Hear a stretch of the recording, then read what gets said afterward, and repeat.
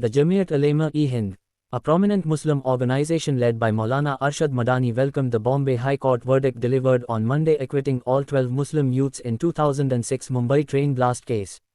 After a long wait of 19 years, justice was finally served to the Muslim youths who had been falsely implicated in the case. The court declared the death sentences given by the Special MCOCA Court to 5 accused Ehtesham Qutbuddin Siddiqui, Kamal Ansari, Faisal Ata, Rehman Sheikh, Asif Bashir, and Naveed Hussain as illegal.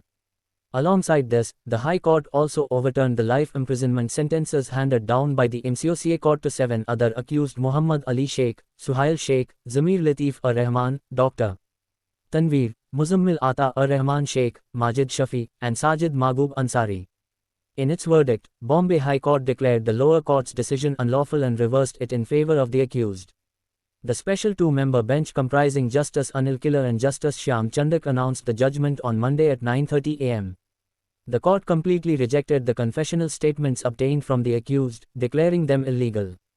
Similarly, the court refused to accept the testimony of the government witnesses. Maulana Arshad Madani described Bombay High Court's verdict as a triumph of justice.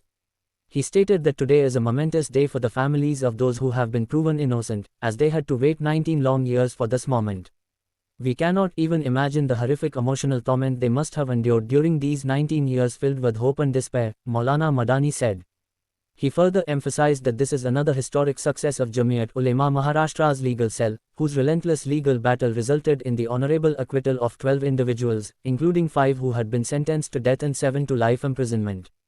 Our lawyers worked day and night, presenting such well-reasoned and compelling arguments in court that the entire web of prosecution's lies was exposed, said Maula Madani, expressing gratitude to the team of lawyers. Maulana Madani stated that this verdict once again confirms what we have been saying for years, that the arrest of Muslim youths under false charges of terrorism and the destruction of their lives is part of a larger agenda. He said that by doing this, not only are innocent individuals thrown behind bars, but an entire community is also defamed and humiliated through such actions. There must be accountability for investigating agencies and the police, Maulana said, warning that until this accountability is established, innocent lives will continue to be destroyed, not only under the guise of anti-terror laws but also through misuse of other legal provisions. Maulana Madani also said that the lack of any kind of accountability gives law enforcement agencies complete freedom to criminalize anyone they want. He further stated that, given the current political climate in the country, Muslims have become an easy target for the police and investigative agencies.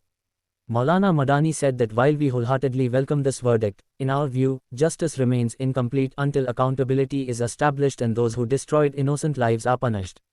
Maulana Madani also lambasted the behavior of so-called national media, saying that often the biased electronic media creates a storm at the time of Muslims' arrests and starts a trial against them.